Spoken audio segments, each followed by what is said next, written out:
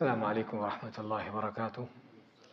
الحمد للہ رب العالمین والصلاة والسلام علی رسولہ الکریم وعلی آلہ وصحبہ ومن سار علی نہجہ الی یوم الدین وسلم تسلیما کثیرا، اما بعد۔ ہمارا تفسیر کا درس سورۃ المعارج میں جاری ہے، جس میں ہم نے سابقہ درس میں آیت نمبر 18 سے لے کر کے بعد کی آیتیں لی تھیں، بلکہ 17 سے لے کر کہ جہنم جو ہے قیامت کے دن تدعو من ادبر وتولی، ہر اس آدمی کو لپیٹے گی کہ جس نے اللہ کے دین سے منہ پھیرا ہوگا اور اسے اعراض کیا ہوگا، وجمع فاوعى، اور مال جمع کر کے اس کو گن گن کے رکھا ہوگا۔ ان الانسان خلق ہلوعا، بے شک انسان پیدا ہی بڑا بے صبرا کیا گیا ہے، یعنی انسان کی فطرت میں بے صبری ہے۔ اذا مسہ الشر جزوعا، بے صبری کس طرح سے ہے کہ جب اس کو کوئی تکلیف آتی ہے تو فوراً گھبرا اٹھتا ہے۔ وَإِذَا مَسَّهُ الْخَيْرُ مَنُوعًا، اور جب اس کو کوئی خیر، نیکی، بھلائی، نعمت ملتی ہے تو اس کو آگے لوگوں کو دینے سے روکتا، منع کرتا ہے، یعنی بخل کنجوسی کرتا ہے۔ الا المصلین، سوائے نمازیوں کے، کہ نمازیوں کی صفت ایسی نہیں ہے۔ لیکن کیا سارے نمازی؟ ہم تو نمازیوں میں دیکھتے ہیں کہ نمازیوں کے اندر بھی بخیل کنجوس ہوتے ہیں، بے صبری ہوتی ہے، اور طرح طرح کے دنیا کے معاملات ہوتے ہیں، مال جمع کرنے کی ہوس اور لالچ بعض نمازیوں کے اندر بھی ہوتی ہے۔ لیکن اللہ نے آگے نمازیوں کی صفتیں بیان کی ہیں کہ کون سے نمازی ہیں کہ جن کے اندر یہ غلط کام، غلط چیزیں، غلط ان کے اخلاق نہیں ہیں۔ وہ کون نمازی ہیں؟ الذین هم علی صلاتہم دائمون، کہ جو اپنی نمازوں پر ہمیشہ قائم و دائم ہیں، ان کی نمازوں پر ہمیشگی ہے، ہمیشہ ان پر جاری ساری ہے، بیمار ہوں، صحت مند ہوں، فارغ ہوں، مشغول ہوں، خوشی میں ہوں، غمی میں ہوں، کوئی دنیا کی کوئی حالت، دنیا کی ان کی کوئی کیفیت جو ہے ان کو نماز سے روکتی نہیں ہے۔ یہ اصل وہ نمازی۔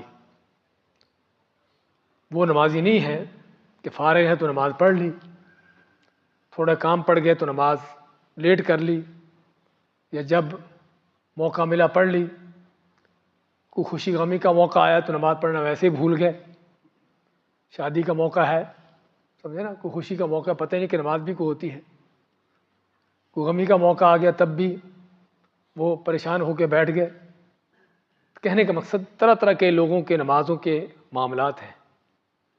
اللہ تعالیٰ کو وہ نمازی چاہیے کہ جن کی نمازیں ہمیشہ قائم و دائم، جاری ساری ہوں۔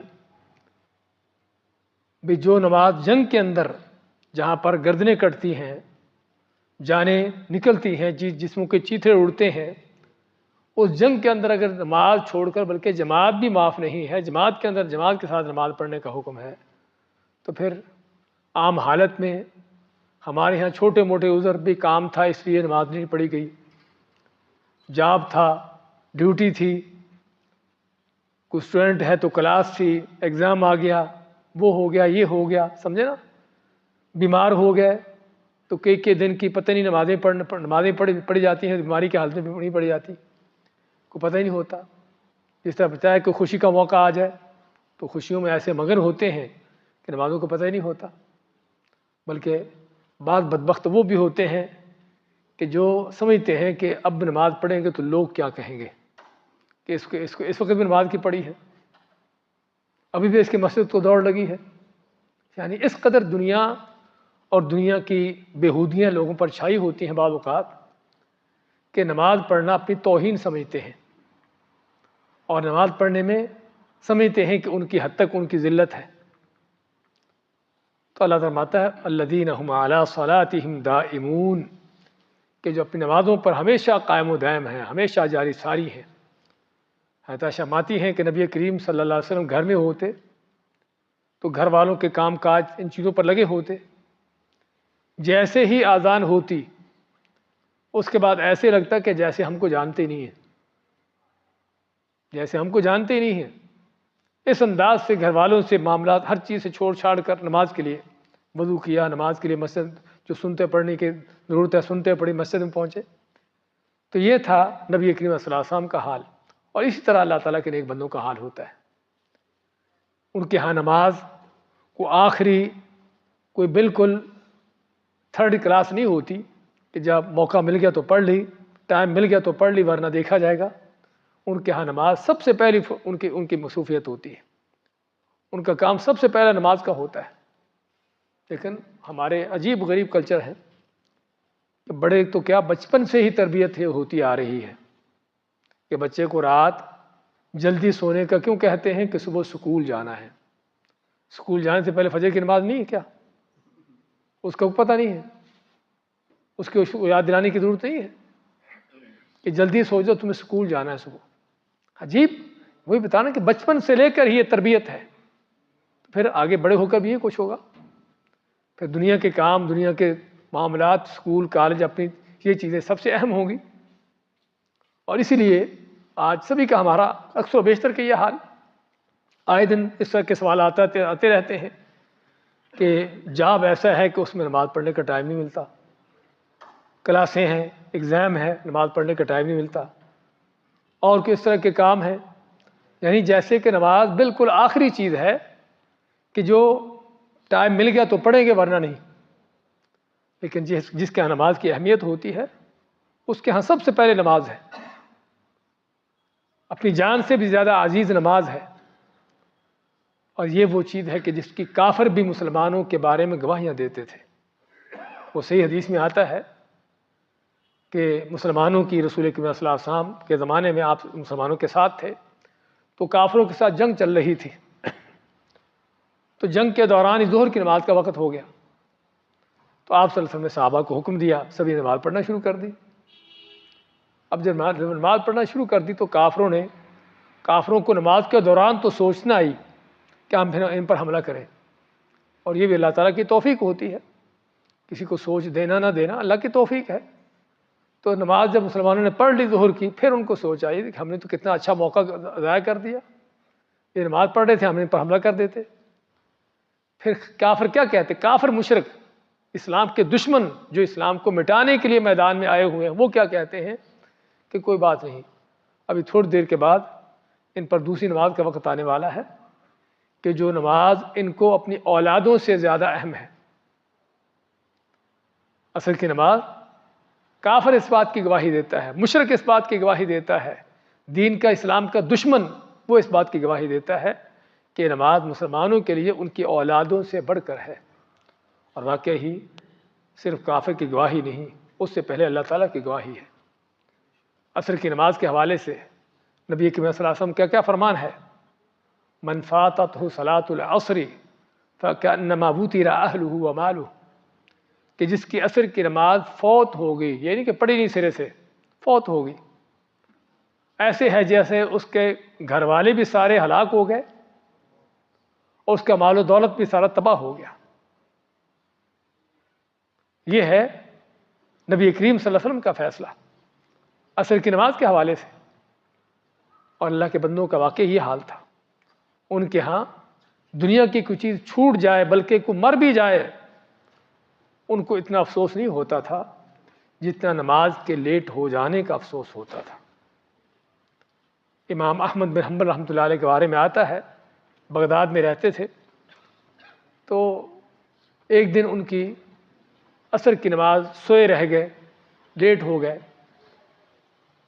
تو لیٹ ہوئے تو نماز انہوں نے پڑھی. حالانکہ آدمی بائی چانس کبھی کبھار اگر اس طرح سویا بھی رہ گیا ہو تو تب بھی اس کی نماز قضا نہیں ہوتی. یہ بھی ہم علم ہونا چاہیے. نبی کریم صلی اللہ علیہ وسلم کا فرمان ہے، من نام عن صلاة او نسیها فلیصلیها اذا ذکرها لا کفارۃ له الا ذلک.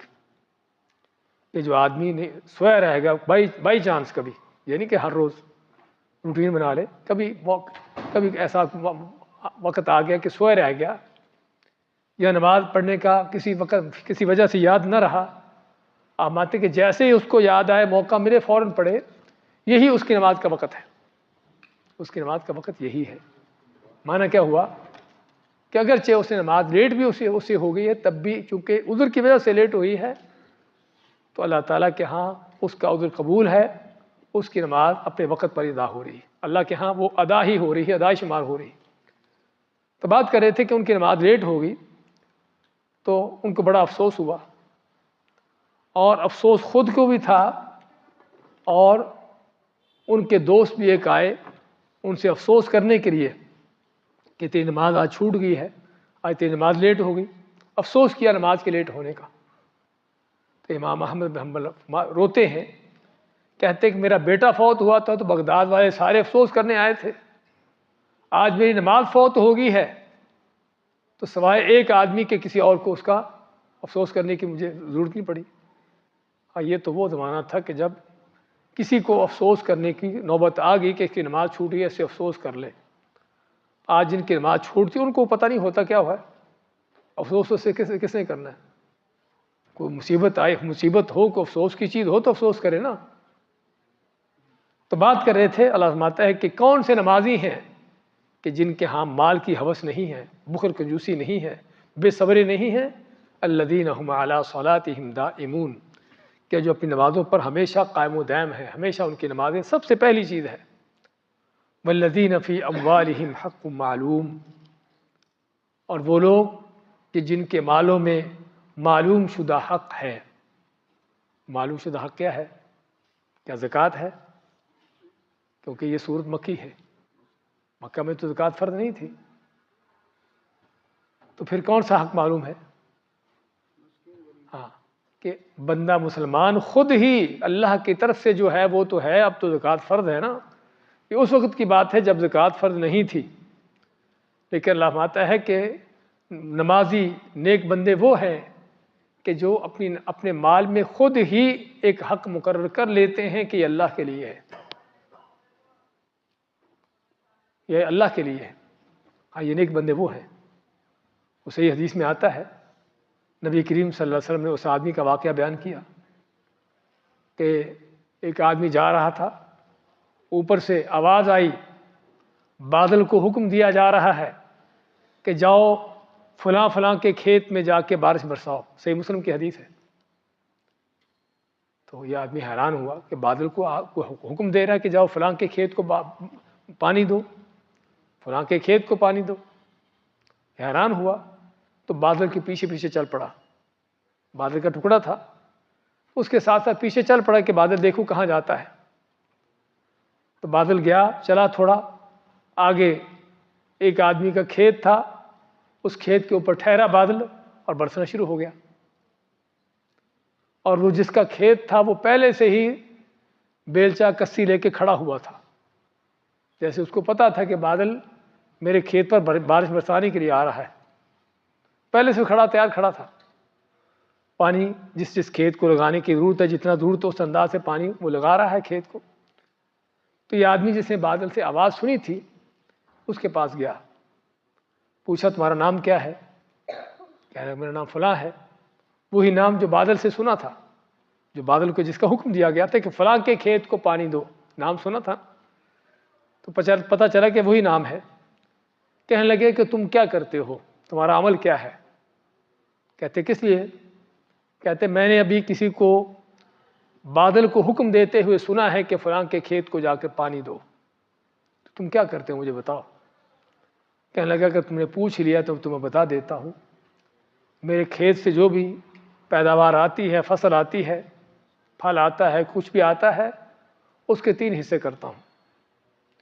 ایک حصہ اللہ کی راہ میں، ایک حصہ اللہ کی راہ میں، تیسرا حصہ، اور 2 حصے، ایک حصہ کھیت کے لیے جو ضروریات ہوتی ہیں بیج کی، ان چیزوں کی، اور ایک حصہ اپنے گھر کی ضروریات کے لیے۔ تو میں یہ کرتا ہوں۔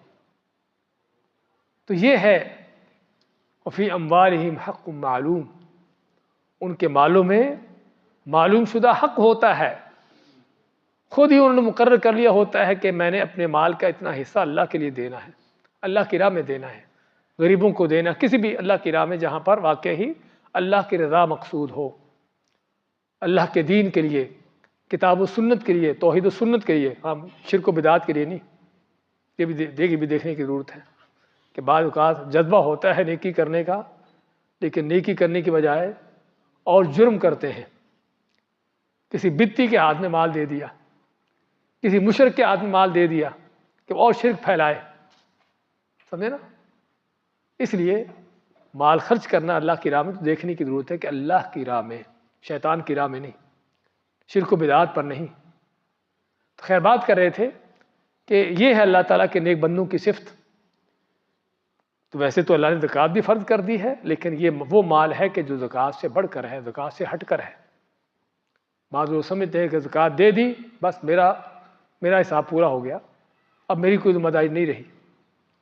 ہم دیکھیں نبی اکرم صلی اللہ علیہ وسلم کی سیرت، صحابہ اکرام کی سیرت سے، تو صرف زکوٰۃ نہیں نکالتے تھے، بلکہ زکوٰۃ سے بڑھ کر ان کی بلکہ ضرورت سے جو بھی زیادہ ہوتا تھا سارا اللہ کی راہ میں دیتے تھے.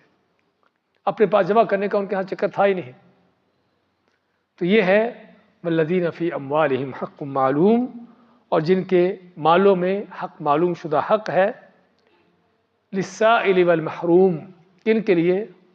سوال کرنے مانگنے والوں کے لیے، والمحروم، اور محروموں کے لیے. محروم کون؟ کہ جس کے پاس مال ہو ہی نہ، مال تھا لیکن کسی وجہ سے نقصان سے سارا جاتا رہا، ختم ہو گیا، نقصان ہو گیا. سمجھے نا؟ آدمی کام کرتا تھا، کام اس کا چھوٹ گیا، جاب چھوٹ گیا. سمجھے نا؟ محروم ہے. کام محنت کرتا تھا، مزدوری کر لیتا تھا، لیکن کمزور ہو گیا، بیمار ہو گیا، ایکسیڈنٹ ہو گیا، کام کرنے کے قابل نہ رہا. سمجھے نا؟ طرح طرح کی محرومیاں لوگوں کو. تو محروم کا لفظ جو ہے بڑا وسیع لفظ ہے کہ جن کے پاس کوئی ذریعہ معاش نہ ہو، جن کا کوئی کاروبار نہ رہا ہو، جن کا جاب چھوٹ گیا ہو، جن کے پاس روزی کا کوئی ذریعہ نہ ہو، روزی کمانے کا کوئی موقع نہ ہو، جن کے پاس کوئی بھی ایسا اس طرح کے سبھی.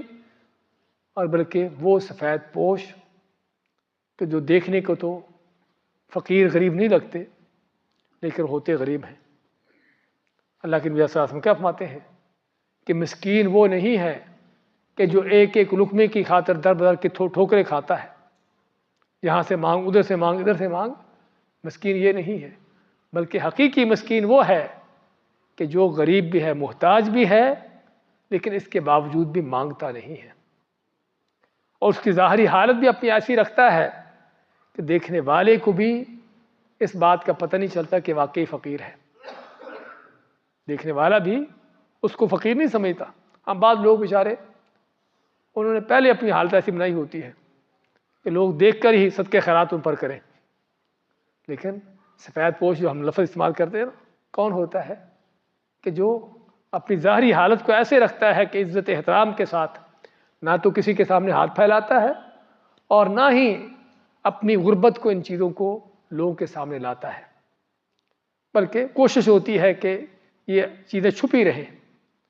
تو آپ ماتے اصل مسکین یہ ہے، اصل مسکین یہ ہے کہ جس کا لوگوں کو پتہ بھی نہیں چل پائے کہ واقعی مسکین ہے. اصل یہ حقدار ہے صدقے خیرات کا. تو بات کر رہے تھے کہ یہ ہیں جو محروم ہیں. اصل جو صدقے خیرات کے حقدار یہ لوگ ہیں. اور بعض اوقات مانگنے والا جو سائل ہے، اگرچہ سوال کرنے والے کو دینا چاہیے، اور نبی اکرم صلی اللہ علیہ وسلم کے بارے میں آتا ہے کہ آپ نے کبھی کسی سوال کرنے والے کو واپس نہیں لوٹایا، اور اللہ تعالیٰ کا حکم بھی آپ کو یہی تھا، اما السائل فلا تنہر، کہ مانگنے والے کو ڈانٹو نہیں. لیکن پھر بھی بعض اوقات مانگنے والوں کو دیکھا جاتا ہے، معلوم ہوتا ہے کہ مانگنے والا کون ہے، اس کی مالی حیثیت کیا ہے، یہ کتنا کما رہا ہے. ایسے مانگنے والوں کو بھی پھر یہ نہیں کہ جو بھی مانگے اس کو دے دے. نبی صلی اللہ علیہ وسلم کے پاس دو آدمی آئے صدقہ لینے کے لیے. آپ نے دونوں کو دیکھا، نوجوان تھے، طاقتور تھے، صحت مند تھے. تو ظاہری حالت تو یہ تھی کہ کما سکتے ہیں، لیکن کمانے کا ان کے پاس کوئی ذریعہ ہے یا نہیں یہ آپ کو پتہ نہیں تھا. تو آپ نے ان کو کیا فرمایا کہ دیکھو، تم یہ مال جو ہے، یہ صدقہ جو ہے، اس میں کسی ایسے آدمی کا حق نہیں کہ جو امیر ہو، اور ایسے آدمی کا بھی حق نہیں کہ جو طاقتور کما سکتا ہو، یعنی کمانے کا اس کے پاس کوئی ذریعہ ہو اور طاقت بھی ہو، اس مال میں اس کا حق نہیں ہے، صدقہ ہے۔ تو اگر تم سمجھتے ہو کہ پھر بھی تم اس صدقے کے حقدار ہو تو لے لو، ورنہ نہیں لو۔ معنی کیا ہے کہ آپ نے ان کو بتا دیا کہ صدقہ کس کا حق ہے۔ دیکھا کہ طاقتور ہیں اور صحت مند ہیں، اس کا مطلب کہ کما تو سکتے ہیں، لیکن کمانے کا ان کے پاس کوئی ذریعہ ہے کہ نہیں، وہ الگ بات ہے۔ آج کتنے اس طرح کے لوگ ہوتے ہیں کہ کوئی ذریعہ معاش ہوتا ہی نہیں، کمانے کا کوئی رستہ ہی نہیں ہے۔ اس لیے کسی کا صرف طاقت مند صحت مند ہونا کافی نہیں ہے۔ آپ نے اس لیے ان کو سمجھا دیا، بتا دیا کہ یہ صدقہ جو ہے کس کا حق ہے، نہ کسی مالدار کا حق ہے اس میں، اور نہ کسی اس کا حق ہے جو طاقتور ہو، کما سکتا ہو۔ تو اس میں ہمیں کیا ملا کہ اگر دیکھا جائے مانگنے والا ایسا شخص ہے کہ جو کما سکتا ہے تو اس کو یہ نصیحت کی جائے بھی جا کے کماؤ۔ یہ صدقے مانگنا، یہ لوگوں سے مانگ کے کھانا، یہ کوئی اچھی چیز نہیں ہے۔ میں کہ یہ نمازی جن کے اللہ نے یہ صفتیں بیان کی ہیں وہ کون ہیں کہ ان کے مال میں حق ہے، معلوم شدہ مقرر شدہ کیا ہو ان کا حق ہے، انہوں نے حق رکھا ہوا اپنے مال کے اندر، کن کے لیے؟ مانگنے والوں کے لیے، محروموں کے لیے۔ والذین یصدقون بیوم الدین، اور وہ لوگ جو تصدیق کرتے ہیں، سچ مانتے ہیں، بیوم الدین، قیامت کے دن کو۔ کیا مطلب؟ کہ قیامت کے دن پر ان کا ایمان ہے، اور ایمان کے ساتھ ساتھ بلکہ صرف ایمان نہیں، یصدقون، تصدیق کرتے ہیں، سچ مانتے ہیں، اس کی تیاری میں رہتے ہیں، اس سے بے فکر نہیں ہیں۔ یعنی دنیا داروں کی طرح، کافروں فاجروں کی طرح وہ غیر ذمہ دار نہیں، دنیا کے اندر اس انداز سے نہیں کہ ان کی کوئی ذمہ داری نہ ہو، پتہ ہے کہ کیا قیامت ہے، یوم الدین، بدلے کا دن۔ اللہ نے نام اس کو قیامت کو کیا دیا؟ یوم الدین کا نام دیا، کہ جن کو بدلے کے دن، جزا سزا کے دن کی فکر ہوتی ہے، اس کی فکر میں رہتے ہیں، اپنے حساب کتاب کی تیاری رکھتے ہیں۔ یہ معنی ہے والذین یصدقون بیوم الدین، کہ جو قیامت کے دن کے لیے اور بدلے کے جزا سزا کے دن کے لیے تیاری میں رہتے ہیں، اس کی تصدیق کرتے ہیں۔ اصل یہ محرک ہے ان کا، ان کو نمازیں کی طرف لانے کا، صدقہ خیرات کرنے کا، اللہ کی راہ میں اپنی ہر چیز لٹانے کا، اصل ان کو یہ چیز ہے کہ اصل ان کو سامنے قیامت نظر آتی ہے، اور قیامت کا حساب کتاب نظر آتا ہے، اور پتہ ہے کہ قیامت کتنا مشکل ہے، تو اس کے لیے تیاری میں رہتے ہیں۔ والذین هم من عذاب ربهم مشفقون، اور وہ جو اپنے رب کے عذاب سے کیا ہے؟ ڈر میں، خوف میں ہوتے ہیں۔ والذین هم، اور وہ لوگ من عذاب ربهم مشفقون، اپنے رب کے عذاب سے مشفقون، ڈر خوف میں رہتے ہیں۔ ہاں پتہ ہے کہ اللہ تعالیٰ کا آگے عذاب ہے، اللہ کی پکڑ ہے۔ اگر شرک کیا، بدعات کی، نافرمانی کی، نمازیں چھوڑی، اللہ کے احکام کی خلاف ورزیاں کی، نافرمانیاں کی، تو آگے جہنم ہے۔ ان کو اس بات کی فکر ہوتی ہے۔ تو یہ وہ چیز ہے کہ جو انسان کو حقیقت میں کیا ہے؟ اس کے اندر سوچ فکر کا مادہ پیدا کرتی ہے۔ ہاں یہ وہ چیز ہے کہ جو انسان کے اندر سوچ فکر کا مادہ پیدا کرتی ہے، انسان کے اندر احساس پیدا کرتی ہے، اس کو ذمہ دار بناتی ہے کہ میں دنیا میں ایسے ہی غیر ذمہ دار طور پر نہیں آیا، بلکہ دنیا میں آیا ہوں، اللہ کے ہاں میری ذمہ داری ہے، اللہ کے عذاب کا ڈر ہے۔ اور یہ انہی کا حال ہوتا ہے کہ جو واقعی ہی جن کے اندر تقویٰ نیکی ہوتا ہے۔ ایک آدمی کو دیکھو صبح سے لے کر شام تک، دن رات بدماشی، بے حیائی، بدکاری، حرام خوری، ہر چیز میں لگا ہوا ہے، نہ اس کا قیامت پر ایمان ہے، نہ اس کو کسی عذاب کی اس کی فکر ہے۔ ہاں اس کو وہی ہوتا ہے جس کو واقعی ان چیزوں کی فکر ہو، اس چیزوں کا ڈر ہو۔ ان عذاب ربہم غیر مأمون، اللہ ماتے ہیں کہ ان کے رب کا عذاب جو ہے وہ ایسا ہے کہ جس سے بے خوف نہیں ہوا جاتا۔ غیر مأمون، مأمون جس سے امن میں ہو آدمی، بے خوف ہو، کہ اللہ کا عذاب ہے ہی ایسی چیز کہ جس سے بے خوف نہیں ہونا چاہیے، جس سے بے ڈر نہیں ہونا چاہیے، بلکہ ہر وقت اس کا ڈر ہونا چاہیے انسان کے دل میں۔ والذین هم لفروجہم حافظون، اور وہ لوگ جو اپنی شرمگاہوں کی حفاظت کرتے ہیں، الا علی ازواجہم او ما ملکت ایمانہم، سوائے اپنی بیویوں کے یا ان کی جو دائیں ہاتھ کی ملکیت یا لونڈیاں ہیں، فإنہم غیر ملومین، ان کے بارے میں ان پر کوئی ملامت مذمت نہیں ہے۔ فمن ابتغى وراء ذلك فأولئک هم العادون، اور جو اس کے علاوہ اور چیز کرتا ہے تو وہی لوگ ہیں جو حدوں سے بڑھنے والے ہیں۔ یہ سارے ایک ہی موضوع ہے تینوں آیتوں کے اندر کہ والذین هم لفروجہم حافظون۔ ہاں ان نمازیوں کی صفت یہ بھی ہے کہ اپنی شرمگاہوں کی حفاظت کرنا، اور شرمگاہ کی حفاظت کا لفظ جو ہے وہ بڑا وسیع لفظ ہے، اس کے اندر بڑا کچھ آتا ہے کہ شرمگاہ کی حفاظت کے لیے آدمی کو کیا کچھ کرنے کی ضرورت ہے۔ ہر اس چیز سے دور رہنا، ہر اس گناہ سے، جرم سے دور رہنا جو انسان کو زنا کی طرف، بدکاری کی طرف لے جا سکتی ہو، چاہے وہ فلمیں گانے ہوں، چاہے وہ غیر محرم عورتوں کو دیکھنا ہو، چاہے کسی بازار میں دیکھنا ہو، یا میڈیا پر موبائل کی سکرینوں پر دیکھنا ہو، سمجھے نا، غیر محرم عورتوں کے ساتھ اٹھنا بیٹھنا، میل جول رکھنا ہو، بلا وجہ بغیر کسی ضرورت کے ان سے بات چیت، اس طرح کی چیزیں، سمجھے نا، یہ سارے وہ رستے ہیں جو زنا کے ہیں۔